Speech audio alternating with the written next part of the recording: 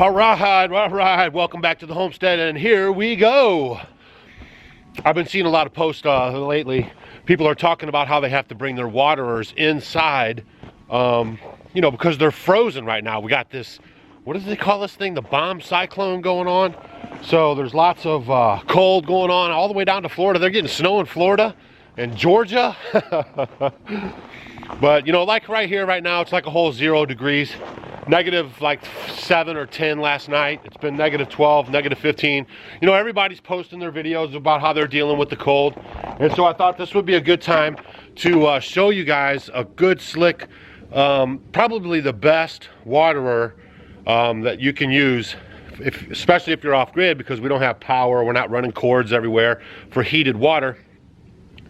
So the best waterers and food pans that you can use for your livestock, we have found, because we, you know, live this stuff and it gets cold every year, and this has been very good.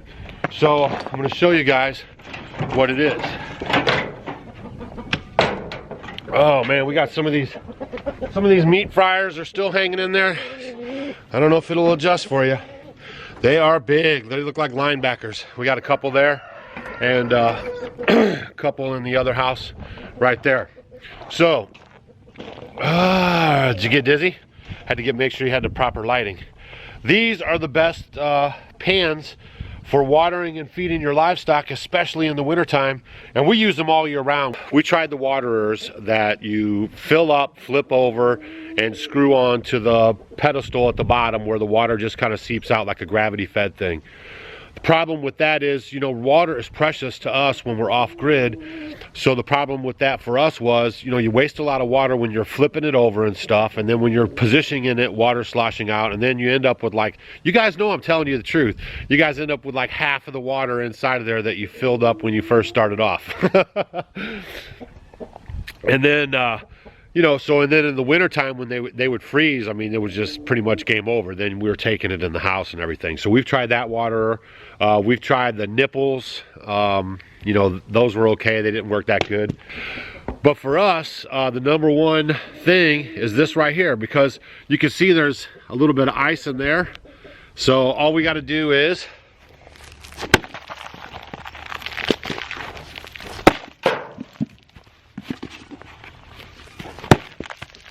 slap that on the ground a couple times.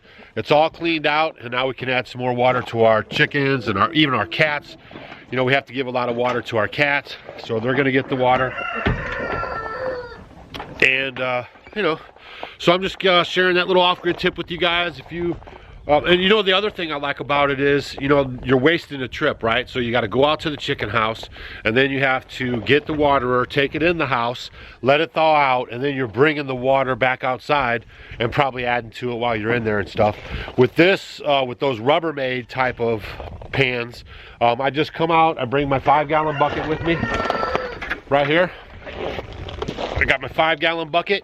I just pour some water in there. Don't fill them all the way up, especially if it's 0 degrees like it is here, because then it's just going to freeze on you, and then you're going to waste that water.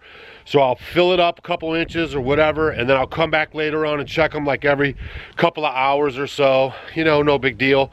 You know, your animals aren't going to die if they don't have water like at their disposal every 24 seconds, every 24 hours, every minute of the day.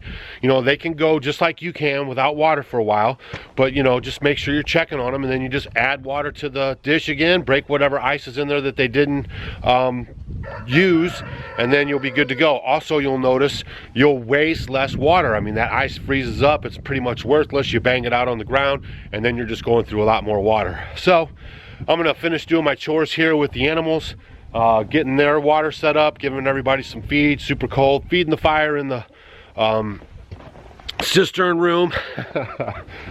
That's been a pretty good chore. But everything's working out, guys. Be solution focused, don't be problem focused. And hopefully this was a little bit of a tip for you guys. Maybe a lot of you guys already know it. I know there's some new people watching the homestead channels, and it might just give you something to think about. You don't have to follow along with what everybody else is doing, but just taking the little nuggets from everybody that you're watching, apply them to your situation, and then be the best homesteader you can be. We'll see you tomorrow. Don't forget to check us out on Facebook, Instagram, and Twitter. And our first gig is at the end of January, the first 2 days of February in Kansas City, Missouri at the Missouri Organic Growers Association. And the links are down below. They're going to have animal stuff, they're going to have food stuff, they're going to have health and wellness, and they're going to have off-grid with Doug and Stacy. So we hope to see you guys there. It's supposed to break pretty soon. Here come the 40s. When the 40s come, I'm going to put my shorts on and do a video in shorts. Hey guys, thanks for watching our video. You might want to check out these videos. And if you want to become a homestead homie, click the picture of us below. We will see you tomorrow.